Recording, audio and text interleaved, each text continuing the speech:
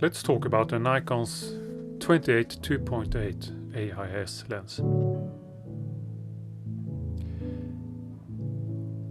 There are already quite a few helpful YouTube reviews that explains the technical specification of this lens, so that's something I will not cover in this video.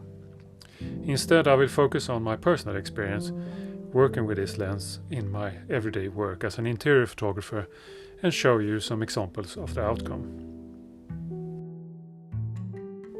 But first, a brief note about my background.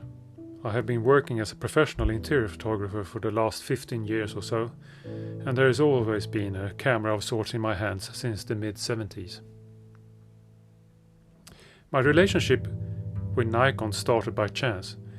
I had a friend who was working as a professional photographer at the time, and on his recommendation for a second-hand SLR, I got myself a Nikon F2. Even before the introduction of digital cameras, some great lenses were produced, like this 28mm lens introduced in 1981. This version superseded Nikon's 28-2.8 AI that was in production from 1974. The market forces continually making us wish for the new lens, the new camera model, the new gadget that would promise to bring your photography, or my photography for that sake, into a high level, and I have been a victim of this myself several times. But over the years, I have realized that it's only through hard grafts and hours spent in real situations and thousands of photographs taken that really enhances your skills. My style is more of creating an image that looks real and, if possible, convey the soul of a space without sounding too pompous. And at the same time, the photograph I deliver has to work effectively in my clients' different marketing channels. When on an assignment, I use several different lenses, which usually ranges from 14 to 85. If there's no need for a wide-angle shot, my go-to lens is a 50 1.4 from Sigma. There is usually a necessity for trying to capture a room or space in one picture, hence the use of wide-angle lenses. This comes with a caveat though. A lot of us has experienced the difference between real-life situation when checking into a hotel room versus the image on the hotel's website. A lot of times very wide-angle lenses are used, which distorts reality. The room or space seems larger than it is in real life.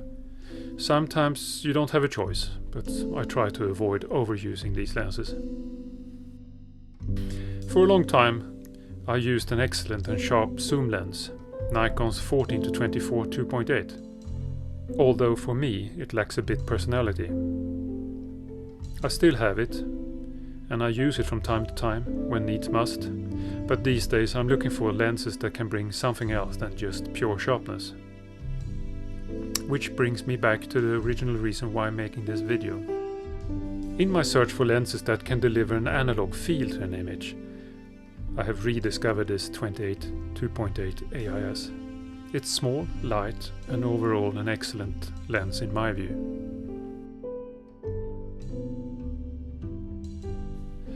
I hope this short video provided you with some insight if you're on the hunt for one of these lenses or, heaven forbid, thinking of selling one. If you think this video was useful to you in any way, click the like button. And if there's any interest, I maybe do another short video on other lenses or other things that I found useful in my work. All the best, and over and out.